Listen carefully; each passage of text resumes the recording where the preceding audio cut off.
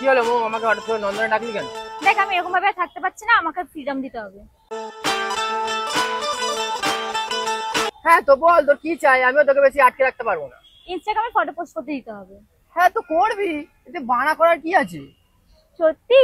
হ্যাঁ, তুই একটা নতুন অ্যাকাউন্ট খুলবি যেখানে ফলোয়ার্স আর ফলোইং আমি থাকবো। হ্যাঁ, এবার যত খুশি তত ফটো পোস্ট কর, আমি দেখতে যাবো না। দেখ জিৎ, আমার সব বন্ধুরা তাদের মেল বেস্ট ফ্রেন্ডের সাথে কথা বলে, শুধু তুই আমাকে কথা বলতে দিস না। ওফ, তো কথা বলবি, আমি কি মানা করেছি নাকি? তুই ঘন্টার পর ঘন্টা কথা বল তোর মেল বেস্ট ফ্রেন্ডের সাথে। এই সত্যি? হ্যাঁ, শুধু কনফারেন্সে আমি থাকবো, তারপর যত খুশি তত কথা বল, যা পারবি তাই বল, ব্যাস, আমার কোনো অসুবিধা নেই। দেখ জিৎ, আমার সব বন্ধুদের বয়ফ্রেন্ডরা ওদেরকে শর্ট ড্রেস পরতে দেয়, তোকেও আমায় দিতে হবে পরতে।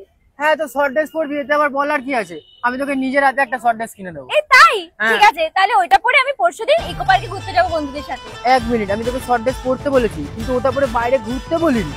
শর্ট ড্রেস কিনে দেবো, শর্ট ড্রেস পরে থাকবি, বাড়িতে পরে থাকবি, শর্ট ড্রেস পরে ইচ্ছা তো, কিন্তু তা বলে ওটা পরে বাইরে যাওয়ার কোনো দরকার নেই। ফালতু ছেলে একটা। আর বল, কি দাবি আছে তোর? আমাকে আমার মর্জি মতন ঘুরতে ফিরতে দিতে হবে, বাধা দিলে চলবে না। ঠিক আছে, না শুনলাম তোর কথা, তোকে তোর মর্জি মতো ঘুরতে ফিরতে দেবো, বাধা দেবো না। সত্যি? আমার দিব্যিকে বল। ঠিক আছে, তোর দিব্যিকে বলছি। ওকে, টাটা। আমাকে সবকিছুতে বারণ করে, এটাতে কেন বারণ করলো না? হঠাৎ কি হলো? জি হ্যালো। হ্যাঁ হ্যালো, বলছি তুই ওই রাস্তা দিয়ে কেন গেছিস? ওই রাস্তায় তো অনেক বেশি ট্রাফিক থাকে রে। হ্যাঁ সেটা তো ঠিক আছে, কিন্তু তুই আমার লোকেশন কি করে জানিস? হ্যাঁ, তুই কি ভেবেছিস তোকে একা ছেড়েছি? তোর লোকেশন আমি নিনি? তোর লোকেশন আমার কাছে আছে রে বাবা। মানে এরকম কে করে ভাই? পুরো ঢ্যামনা ছেলে তুই। love you, oh my baglu.